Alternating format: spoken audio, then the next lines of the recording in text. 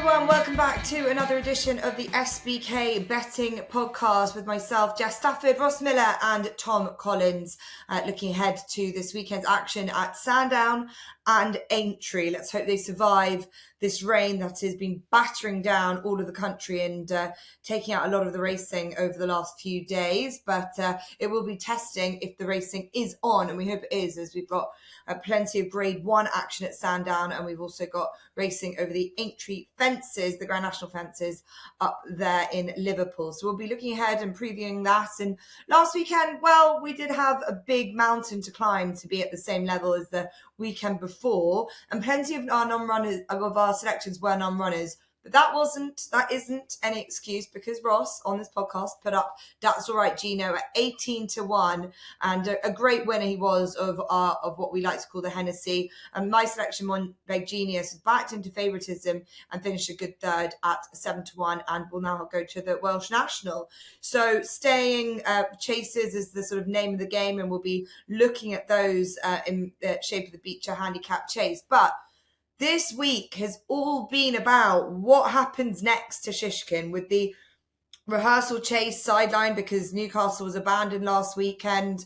Nicky Henderson was thrown into all sorts of confusion as to what to do with his star Shishkin. And, well, I thought maybe with the lack of races, he might have to think about hurdling. And, well, he's done it. He has declared Shishkin against Constitution Hill in the rerouted Fighting Fifth hurdle, now going to be placed at Sandown. It is the Grade 1, and we've also got two other Grade 1s at Sandown on Saturday, the Henry VIII Novice Chase, and John Bond will line up against Edwardstone, who he beat last time out at Cheltenham in the Tingle Creek. So, good racing, good horses, but very small fields, and it's going to make it quite interesting, I suppose. And Ross, it's great that we've got a Fighting Fifth in this nature. We didn't really think that we would ever be seeing this at the beginning of the season. What do you make of both the Fighting Fifth and the Tingle Creek as it lines up, and your old friend Shishkin, how he'll handle the speed of the Fighting Fifth and also the Tingle Creek? Just both of those races tactically, how do you see it setting up? It's going to be really exciting. Starting with the Tingle Creek. I think the key to John Bond last time appeared to be a more aggressive ride. I think Nico is going to have to temper that aggression on what's likely to be very testing ground. So I see him making it. I think he'll be pushed along by Hadex Zobo, Captain Guinness and Boot Hill are probably sitting just behind. They'll want to force the pace, and I would imagine Edwardstone will definitely be held up. I think they might try that with Nube Negra. I mean, if you look at this, he's the first one off your list. He's a good ground horse running on desperate ground. I think this is just a case of he's got to run somewhere, so he might as well run here in a small field. So Nico's going to want to be positive, particularly down the back, but he's just going to have to hold on to a little bit of petrol as well to get home, because he's going to have horses pressing him all the way. So I don't think I wouldn't want to bet against him, but I don't think it's an absolute gimme. I think there are potentials for this to be a tougher race than perhaps on paper it looks. And I think in some ways it's the same in the Fighting Fifth. Goshen has had a run. You Wear It Well has had a run. Love Envoy hasn't had a run, but she's got proven stamina. And so I think they're going to make this a real test for Constitution Hill. They're going to want to try and test his stamina first time out. The track and the trip and the ground hold no issue whatsoever, because he won twice around here as a novice on desperate ground. But if you're Gavin Sheehan, you're going to try and set as strong a fractions as you can, drag him into deep waters and expose any chink in his sort of fitness, which he's bound to be ready, but he's not going to be cherry ripe for this, because they want to try and build him through the season into the Christmas hurdle and then obviously the champion hurdle in March. So yeah, I think this is potentially the biggest banana skin Constitution has had really in his open hurdling career. Goshen's going to love the ground, but you just don't know what he's going to do. And he was pretty desperate last time, but the ground was an excuse. So yeah, it's a race I'm really looking forward to watching. Yeah, soft, heavy in places on the hurdle course as well. So a word of warning, if we're going to get much more rain, I think they will be watching and waiting with Constitution Hill. It might be right to the very last minute. We know with Altior what happened in the past. Nicky Henderson doesn't mind leaving these horses out when when the ground gets, in his opinion, bottomless. So let's see if we do get to see Constitution Hill. I'm just sceptical to the points that you made about his fitness and just sort of bringing him along to the key points of this season, which is no doubt going to be the springtime at least anyway. TC, obviously a small field. Have you found a betting angle in either race? Yeah, well, it was unfortunate that the Fighting Fifth couldn't be run last week. It would have been a very good day of action, but unfortunately, due to the terrible weather and the track situation, it wasn't able to be run. So we've got it this week on a bumper card. Look, I'm looking forward to watching all the racing, but both the Fighting Fifth and the Tingle Creek are kind of one-horse affairs, in my opinion, with John Bon and Constitution Hill both running in their respective races. Look, I always want to try and have a punt in a race, especially a top quality race like this, but there's just no real angle for me. Both of these horses are arguably the two best jumps horses right now in the UK, and taking them on just seems a little bit foolish. At the same time, we don't have 8 runners or more and then 3 places. So the each way kind of alternative isn't an option here for me. Therefore, I'm happy just to be a neutral for both of these races. Hope that both Constitution Hill and John Bon just strut their stuff. Look, these two horses are going to carry the whole scene this season. So hopefully we see them at their best. I doubt Constitution Hill will be 100%, but he won't need to be to win the Fighting Fifth. Okay, fair enough. I think both these races, it's a sort of a sit and watch and wait. It's going to be all about jockeys, how they set it out in their mind. Gavin Sheehan will be delighted that his ban was overturned today, so he'll be on board his You Wear It Well, and there's plenty of other horses he'll be riding this weekend off the back of such big success last weekend at Newbury. So lots to look forward to there. But as we have said, it's not really a betting heat for the most part on Saturday at Sandown. The betting races are at Aintree. And so we're going to focus on, for our preview, the Becher Handicap Chase, run over 3 mile 2 furlongs over the Aintree, the Grand National Fences. And it sees Ashtown Lad back in the field to try and do what Walk in the Mill did back in 2018 and 19, and Villeur en Rouge, who took a few years to do follow-up success in this race. But Ashtown Lad back in the mix here, just £2 higher officially than when he won it last year round. And Harry Skelton, I think it was one of his famous trademark victory salutes on board this horse. We've got Percussion, who's lower down in the weights. He's second favourite, the big breakaway, a bit of a character when it comes to these types of races. Celebrate de Allen, he ran a fabulous race for Elizabeth Gale to win here in October. Cocoa Beach is over for Gordon Elliott. Highland Hunter under supervision. 14 runners makes up quite a nice looking field to this. And Ross, I'll come to you first. It's not easy. We've seen very special horses back up this race. Do you think Ashtown Lad is in that sort of vein and mould? And were you disappointed with what you saw on his comeback run? 2 questions there. Yeah, I do think he's primed, ready for this. Maybe you could be marginally disappointed with his run in the Becher Chase, but the vibes coming out the yard in the build up that week were that he was going to come forward for the run, as a lot of their horses have.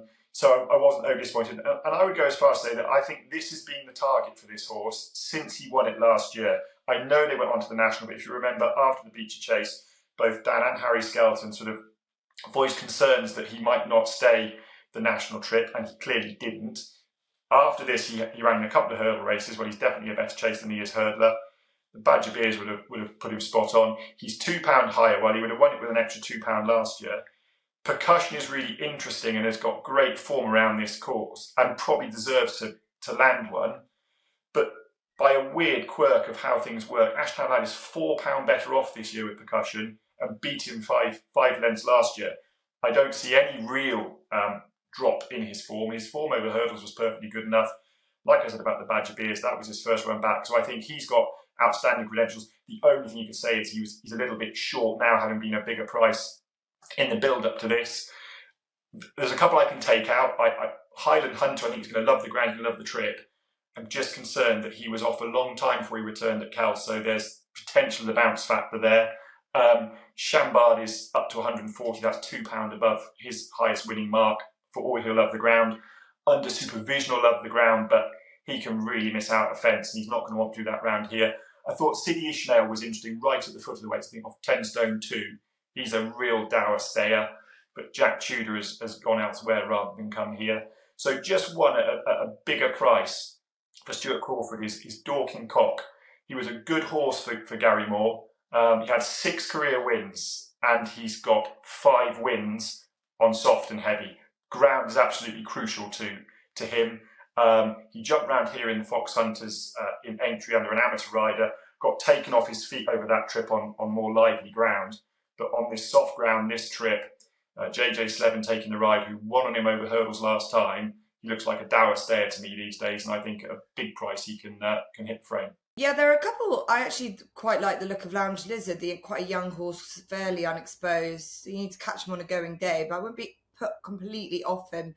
Been raised quite highly in the handicap after a good run at Exeter last time, but he was just one at a bit of a bigger price for me, as is Highland Hunter. I do like Highland Hunter. I think, yes, there's the bounce factor, but he's clearly so talented. He's just gone missing for a good few seasons and needs to sort of have it really straight and no issues. And let's hope that the Fergal O'Brien team have got him in a good place. But those 2 horses for me. We've heard from Ross TC. Hi, Ashtown Lad is I suppose an obvious horse if you think something's been laid out, but you think that Laura Morgan has done exactly the same for Percussion. Where do you land with this?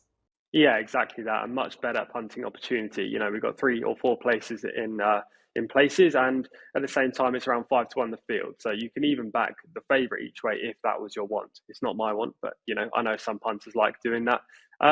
Percussion is the horse that stands out for me. He finished 3rd in this event last year. He wasn't beaten far by Gaskill in the Grand Sefton last month, and I loved Gaskill in that race. He got the job done, but Percussion wasn't too far behind, and therefore you have to mark up his display, given how confident I was that Gaskill was going to win the contest. Now, the national fences are his forte, which I think is a huge tick in the box, because for some of these horses, they've never encountered those obstacles before. And albeit they are not as big as they used to be, it's still a pretty tough task for them to be able to jump it as I get attacked by a fly.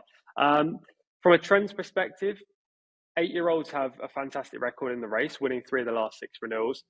6 of the last 8 winners have carried 10 stone, 8 pounds or less, and Percussion ticks both of those boxes, which has to be a big positive. There are only 2 others that I think have got decent chances, maybe slightly better chance or similar chance to Percussion, and they're Ashtown Lad, but the price reflects that, and he's jolly in the race. He won the event last year. It's just that he comes into the contest on the back of 2 pulled up efforts, and I don't know whether to trust him right now, despite the fact that Dan Skelton is phenomenal. Again, his horse is ready for the big day. And the other one, which is maybe slightly interesting, is Now Where or When, a much bigger price for Stuart Crawford. He could be the each-way play, but he's never encountered this track before and has to be a slight concern. So I'm going to take Percussion. I think 5-1, 6-1 is a fair price, and he's just the most logical play for me. Great, so a good look at the Becher Chase, Percussion for TC. We've got Ross with Ashton Lad and Dorking Cock, and I'm hoping for Highland Hunter and a little saver as well on Lounge Lizard in the Becher Chase. That's certainly the most competitive race that we've got, and looking forward to seeing that in and around all the graded action and the viewing brief that will be those 3 grade 1s at Sandown on Saturday. Now, Naps are next best. We're losing race meetings by the minute, Ross. So hopefully we've got something that will be saved and can race. So what do you hope and pray will be on for this weekend? So I've gone pretty Paul Nicholls heavy this week, Jess. My nap comes in the 3:15 at Aintree, the closing race of the day, and it's Sonigino, who really caught the eye at this track at the back end of last year, got shuffled all the way back to the back of the field in a big handicap hurdle, wove his way through it and came with a really good late run in a race where the winner and the second were prominently ridden all the way. I think they were in the first 5 for pretty much the entirety of the race. Thought you could really mark that performance up. He returned in the silver trophy at Chepstow, came to the last looking all over the winner and just emptied out at the back of the last up the hill at Chepstow. That was quite early on in the season, and we know that Paul Nicholls trains him to come forward, and he had a lot of horses that were just beaten at fairly short prices at that part of the year. Nappers Hill was actually beaten at Chepstow for exactly the same reason, which was just a slight lack of match fitness. Then ran in the Greatwood Hurdle off this same mark, got posted quite wide throughout, still was there challenging, turning in, and I think just got outsped over that 2 mile trip. I think stepping back to 2 mile 4 on soft ground at Aintree. I think this is his chance to get his day in the sun. So I'm really sweet on Sonigino in the 3:15. And then for my next best, I've gone a little bit different. I've gone a little bit wild, and I've got a next best double for you. Both at Chepstow, both trained by Paul Nicholls and both ridden by Angus Chalida. So in the 2:47, Isaac Dezobo was really impressive here on his last start. Cantered home under Lorcan Williams. Gets the £5 penalty for that, but Angus Chalida's £5 claim will cancel that out. This doesn't look any harder than that race. So I think he's got a great chance. And then in the 3:20, Hurricane Danny chased home Isaac Dezobo last time. Paul Nicholls had the 1-2 on that occasion, was ridden by Angus Chalida, stayed on really well. And he's a horse that's clearly progressing with racing. He looks like a big raw baby. Got the Warren Greatrex, they seek him here, won at Lingfield, but only just one. He's got a Dylan Johnson taking £7 off, so that negates his penalty. But I think £5 from Angus Chalida gives Hurricane Danny a really nice weight. I think he's a progressive horse. He'll love soft ground. The more of a stamina test this is, the better. So I think Paul Nicholls will have a double back-to-back with Angus Chalida in the 2 novice hurdles at Chepstow. Okay, looking forward to that. Yeah, Angus Chalida, good opportunity for him with jockeys all over the country for Paul Nicholls, Isaac Dezobo and Hurricane Danny. We've got some good all-weather action back for you, Tom, after the customary winter break for the jockeys. So what are you looking forward to seeing at Wolverhampton and anywhere else? My nap is unfortunately going to come on the all-weather. The whole point of this feature is to put up your strongest selection, your best bet, your most confident play. So I know some of you don't want to hear the flat racing at this time of year, but unfortunately it's going to be on the weather, so you're going to have to deal with that. And it's a horse called Lion's House in the 6:30 at Wolverhampton. Again, he's probably not going to be much of a price, not the same value that the Thames Boatman was when he won on the all-weather for me in this selection 2 weeks ago, but I think he's a good thing. He runs in the 6:30, as I say, Division 1 of the 6 furlong novice event. Now, I went to Kempton on October the 16th by myself that day. I did a double header with 2 tracks. It was a phenomenal afternoon. And the whole reason I did it was because I wanted to find some horses for the future. There were a lot of 2-year-olds running on that card at Kempton. And there was a novice event that really caught my eye. I thought it was pretty strong for the grade and time of year. Now, there was a horse in there that finished 5th called Harry Did, trained by Harry Eustace. And he was a major eye catcher for me. He went straight to the top of my shortlist from that day's action. He subsequently ran at Newcastle. I punted him, thinking he was going to win, and he finished a clear-cut second to Lion's House, which is the horse who's my nap this week. Lion's House travelled so well through the race. He drew clear effortlessly in the closing stages and won emphatically well. Despite the fact he's got a penalty in this novice event, I think he's got a phenomenal chance of backing up. And Roger Varian, who hasn't had too many runners in recent weeks, has been striking a good rate at the moment. So I'll take Lion's House in the 6:30 at Wolves for my nap on Saturday. I'll be sticking to the jumps for the next best. And the horse in question is Spirit Donu, who runs in the 2:25 at Sandown. There's a Nicky Henderson trained runner in there called Impose-Toi, who's going to be favourite in the race, which is why we're getting a good price on Spirit Donu for trainer Gary Moore. He had a very good 3-year-old campaign last year. He only lost once. And actually, he was pretty bomb-proof in most of the other efforts, which included a victory on this course on heavy ground. 2 major factors as to why I like him this week. Course form. You know that some horses don't run that well at Sandown, especially going up the hill in the closing stages. They can tire late, but he was extremely gutsy in his victory over Havela here last season. And heavy ground. Again, the weather forecast doesn't look good this week. It's already described on the soft side, so I imagine it's going to get pretty deep, and he will be one that is suited by that. He was just a little bit too keen on his reappearance at Cheltenham when he finished 4th. It was a better race than this, completely different track to Sandown, and I'm happy to put a line through it. Actually, he didn't run as bad as the finishing position suggested for his price in the race, and his jockey was a little bit tentative in the closing stages, not to burn him out when victory was out of the equation. A mark of 129 seems very workable for him, and hopefully with race fitness on his side, back at a track that he likes, on ground that he loves, Spirit Donu will win the 2:25 at Sandown. Brilliant, and I'm back to Sandown for probably the only betting races of the day. We've got the London National, which is always, as we know, raced in the dark, so there's not much of it that you do see, not least the latter stage of the 3 mile, 4.5 furlong affair. And we know how good a form Venetia Williams has got her horses in. They have really been flying at this stage of the season. They'll probably even prefer it even when there is more of the rain in, but they've shown themselves to be very versatile regardless of the rain. And a horse that looked like he had that she had the world at her feet at the beginning and the back end of last season was Fontaine-Collonges. She ran well, I thought, over the Christmas period of last year when she ran at Kempton. She was fourth behind Remastered. And then her form just tailed off a little bit. She's had wind surgery, which is of note. So hopefully that will just allow her to finish out her races. But she's got a lot of talent. She's a great jumper. And I hope that she'll run a big race for that yard. Then my next best comes in the 12:05. This is a mare's handicap hurdle. And LS Bow is a filly that a mare I should say, I saw run at Warwick on her second run in a novice hurdle, a much, much better run. She was 150-1 that day. She's well bred. She's bred to be a lot better than she showed on her bumper days. I think she's just learning how to race, and she stayed on really strongly to finish third in, I don't think was the deepest of races by any stretch of the imagination, but she's got just a rating of 100 here. It's not a hugely deep affair at all. So she gets so much weight from Fable, 12 stone, LS Bow on 10-2, and then Tristan Darrell takes another 5 off. So I don't think that's too bad of a weight at all for a race like this on a day where we're looking forward to seeing Constitution Hill take on Shishkin. That wouldn't have been a phrase that you would have thought I would be saying anytime soon. So hoping that everyone will enjoy that. We've got our selections from the Becher Chase, our naps, our next best, and a next best double from Ross. So we've spoilt you as we head into the Christmas period. Don't forget, all new SBK users, if you're new to us, you get £30 in free bets when they sign up and bet £10 for the first time. And head also to SBK for lots of other offers and promotions, and we've got lots of content on our YouTube channel as well. We're back every week, and don't forget to subscribe to whatever podcast channel you listen to. Thank you for joining us as ever. See you next time.